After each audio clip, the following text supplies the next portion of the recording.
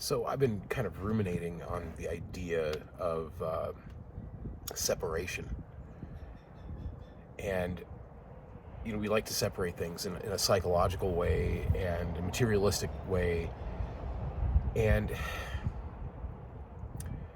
we like to have division of mind. Like there's the ego, and then there's the pain body, and then there's the awareness, and I mean the harsh reality is there's only singularity, there's only source, so there's nothing outside of it. So what it really comes down to is ego and the pain body. It's conditioning of the world growing up, trauma, pain, endurance, perseverance. I mean, we even want to look at it like there's a separation between the worldly and the ethereal. Like spirituality is some other thing beyond this world, but that's what this world is made of.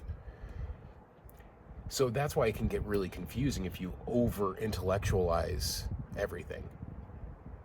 I mean, in a weird sort of way is what surrender is not needing to know the answer to everything. I mean, it's good enough to just sit in silence, just to be present. Or like Eckhart Tolle says, in the now. Or Ramana Maharishi says, the self. Because there's nothing outside of any of that. But, in a more psychological sort of way, the ego is an afraid little child. And any lower vibrational emotion or feeling creates that degree of separation. And that's what meditation is supposed to be for. It's to rid yourselves of the idea that you should be afraid of what's coming or what has been. I mean, we only ever live right now. Everything we've ever done has been right now. Everything we'll ever do was right now. Show me yesterday. And I'm not talking like a video or, a journal entry or something, but really show me the materiality of yesterday or the material view of tomorrow. We set ourselves up for disaster. Most people set themselves up for potentials that will never happen. But what if? Well, shit. What if is a big conversation.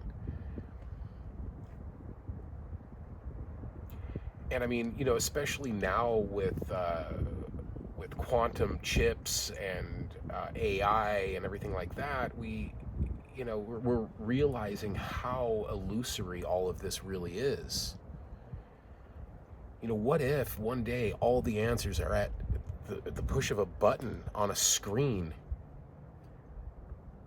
and then all of a sudden we're not useful anymore? I mean, AI can do art, and in some cases better than any artist. It's still in its infancy, so it's not that great. But what's to say in 20 years that it just overtakes music and painting, sculpture? What's to say will even be pertinent at that point? And then what are we going to do? If AI and quantum computing can do everything, how necessary are we? So that's what I'm saying with projecting into the future. All sorts of different futures are possible. And you could really go down a rabbit hole and spiral in thought patterns and beliefs, and it's never ending. It'll never stop. So that's why the present is so important. Being right now is the only option. We're afraid of things that haven't even happened and may never happen.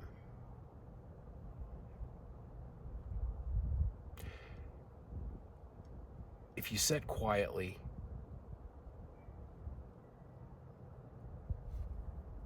the true nature of reality comes out. And really what this video was about was truth. We lie to ourselves about everything, about AI, about, art, music, suffering.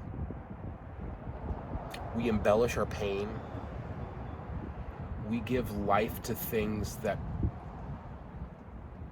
are not necessary to our existence. And so I went down this rabbit hole of what truth is. And we all kind of know in a worldly way that truth is just relative to the observer. But there are certain truths that aren't codependent on worldly things. We know that there are energies, there's polarity, there's cause and effect, there's gender, there's the dynamics in between those genders. There's feminine energy and there's masculine energy, and then there's all of the degrees within that scope outward and inward and the lack thereof. And so you have to really look at actual truths. I'm okay right now. Take a look around yourself and see where you're at, and you're doing fine right now. So if you're doing fine right now, and there's nothing outside of you that is going to hurt the inside of you, I'm talking spiritually or emotionally,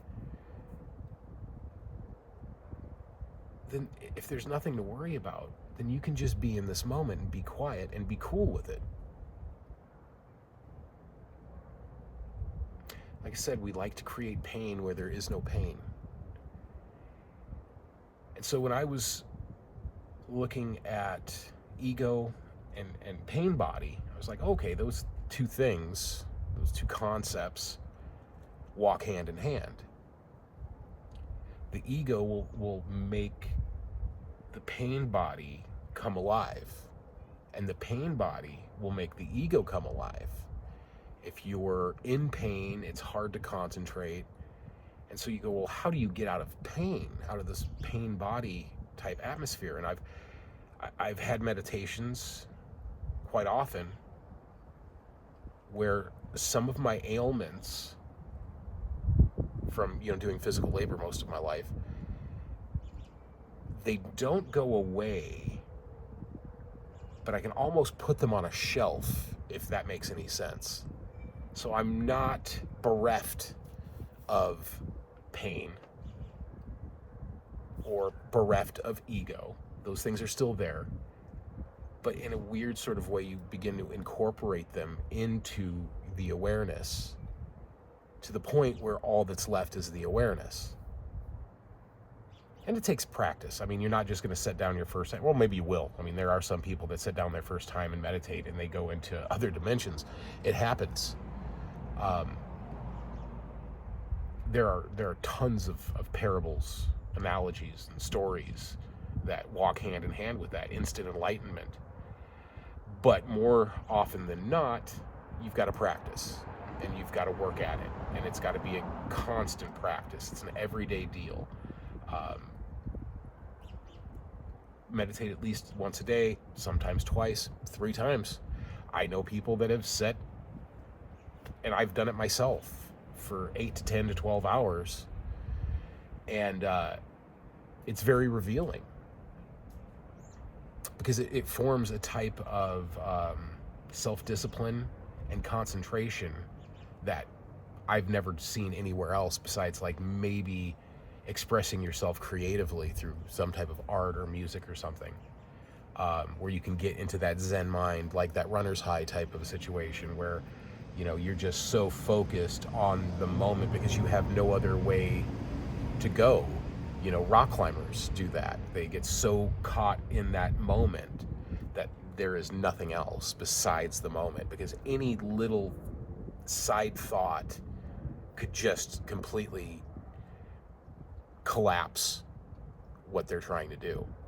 And in some of those cases, it's life and death. I mean, if you're climbing the side of a cliff, you make the wrong choice, or you're dwelling and doing something else and you miss your handhold, you're gone. So that's kind of the way you need to treat your meditation. It's absolute, complete focus without being focused. And I know it sounds paradoxical, because it is. Because while we're here, we're living in the here and now, and we're also one foot in the ethereal and another foot in the material. And trying to find the balance, the center point with those two things, and discovering more truths, it's paramount to your development. It's the continuation of your practice. So always look for truth. That's kind of the point of this video, is truth. Look for truth. Stop lying to yourself, because when you project into the future or into the past, it's a lie. Plain and simple. So I hope this helped, and if it does, leave me a comment.